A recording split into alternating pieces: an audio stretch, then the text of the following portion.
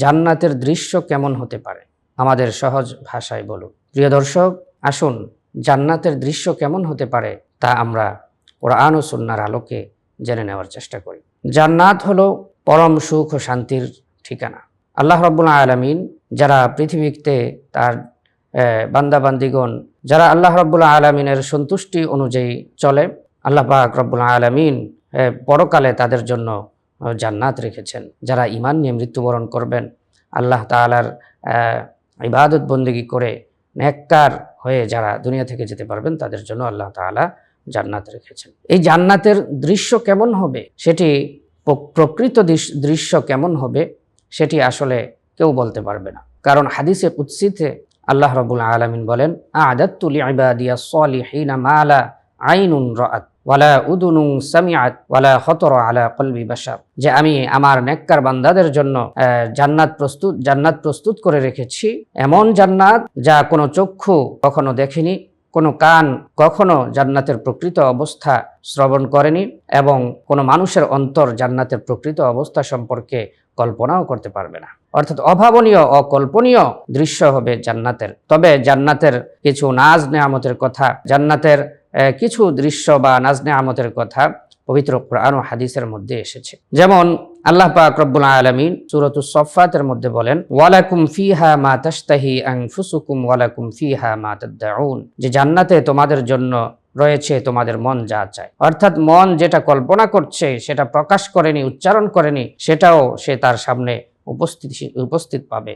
ওয়ালাকুম ফিহা মা তাদউন, এবং জান্নাতের মধ্যে সে যা উচ্চারণ করবে, তার দিলে চাচ্ছে এবং সেটা সে উচ্চারণ করেছে, যা চাইবে সে তাই জান্নাতের মধ্যে পাবে। কোরআনের বিভিন্ন আয়াতের মধ্যে আল্লাহ পাক রব্বুল আলামিন জান্নাতের কিছু কিছু দৃশ্য এবং জান্নাতের নাজ নেয়ামতের কথা তুলে ধরেছেন। যেমন আল্লাহ পাক রব্বুল আলামিন কোরআনুল কারীমের মধ্যে বলেন, ইন্নাল আবরারা লাফি নাঈম, ইন্নাল আবরারা লাফি নাঈম আলাল আরাইকি ইয়ানদুরুন, যে নেককাররা জান্নাতে স্বাচ্ছন্দ্যে থাকবে, তাদের চেহারা হবে উজ্জ্বল। ইউসকাউনা মির রাহিকিম মাখতুম, তাদেরকে সেখানে পান করানো হবে বিভিন্ন ধরনের শরাব পান করানো হবে, এমন শরাব পান করানো হবে যে তাদের কোনো নেশা সৃষ্টি হবে না। এবং জান্নাতের ফলমূলের কথা এসেছে, বিভিন্ন রকমের নাজ নেয়ামতের কথা এসেছে। এক হাদিসের মধ্যে এসেছে, রাসূলুল্লাহ সাল্লাল্লাহু আলাইহি ওয়াসাল্লাম বলেন যে জান্নাতে প্রবেশকারী প্রথম দলটির আকৃতি হবে পূর্ণিমা রাতের চাঁদের মতো, সুবহানাল্লাহ। এবং দ্বিতীয় যে দলটি প্রবেশ করবে জান্নাতে, তাদের আকৃতি হবে যে আকাশের মধ্যে সবচেয়ে উজ্জ্বল তারকার উজ্জ্বলের ন্যায় তাদের চেহারা উজ্জ্বল হবে। এবং জান্নাতীরা পেশাব করবে না, পায়খানা করবে না, নাক ঝাড়বে না এবং থুতুও ফেলবে না।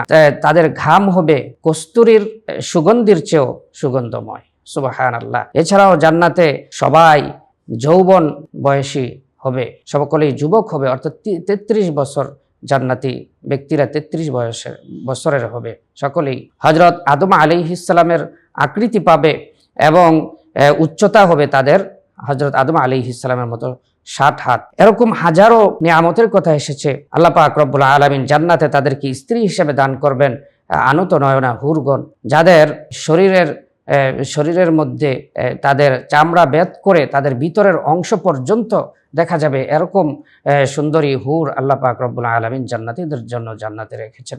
এরকম বহু নেয়ামতের কথা কোরআন ও হাদিসের মধ্যে এসেছে। জান্নাতীদেরকে এমন ফল দেয়া হবে যে দুনিয়ার ফলের সাথে সাদৃশ্যময়। তারা সেই ফল দেখবে, বলবে যে এই ফল তো আমরা দুনিয়াতে খেয়েছি। যখন তারা সেই ফল খাবে, খাওয়ার পরে তাদের কাছে মনে হবে যে না, এই ফল তো আমরা দুনিয়াতে খাইনি। দেখতে দুনিয়ার মতো সাদৃশ্যপূর্ণ হলেও সেটার স্বাদ হবে ভিন্ন, এবং একই খাবারের মধ্যে বিভিন্ন রকমের স্বাদ থাকবে।